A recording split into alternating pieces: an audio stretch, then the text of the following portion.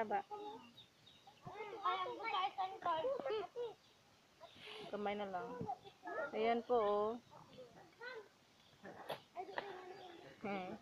Yung pamangkin ko po ay nag-ano ng naghuhukay po siya ng wati sa Bisaya. Tapos ayan, lalapit po siya kasi yan yung kinakain niya, yun oh. Ay hindi pala yan wati, batod. Hindi ko alam kung anong tawag sa sa Tagalog yung batod. Yan, pinapakain po ng pamangkin ko. Bird crow po yan eh.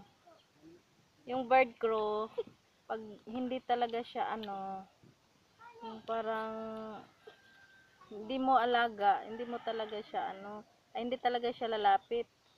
Yan, medyo naging alaga na rin yan kasi dito yan lumalapit sa sa paligid namin.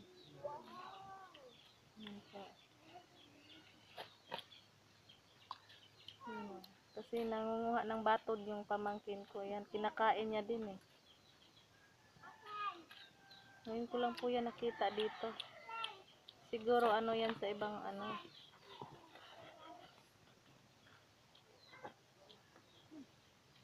lalapitan ko nga kung lilipad ba talaga siya. Hello, bird crow, bird crow. Huwag ko munang umalis.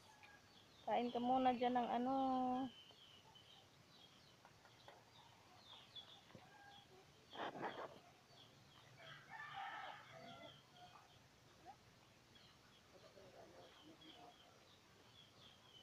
Yun o.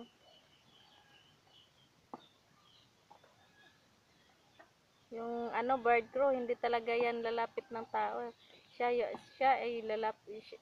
Siya ay yung parang sa Bisaya, tamod na talaga siya, tamod.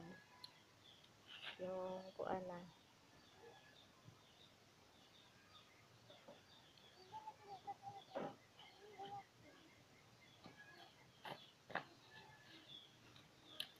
The bird crow eating the batod.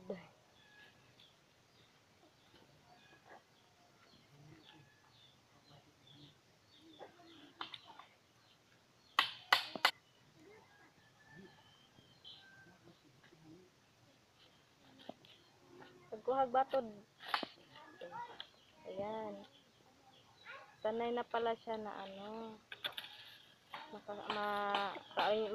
maka-encounter ng mga tao. Ayan oh. Hindi po namin yan alaga. Lagi lang yan ditong pumapatong sa puno ng mangga. Tapos nakita po siya ng aking pamangkin. Ayan. Naghukay po siya ng yung sa Bisaya kasi batod eh. Pag may nakita siya sa hinukay, kinakain po niya.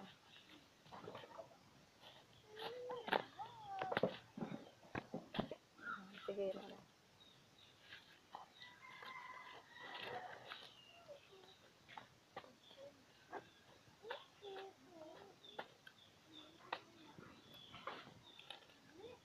Yan, maya-maya lilipad na rin yan. Bird crow eating ayan o. Sinusundan niya yung pamangkin ko.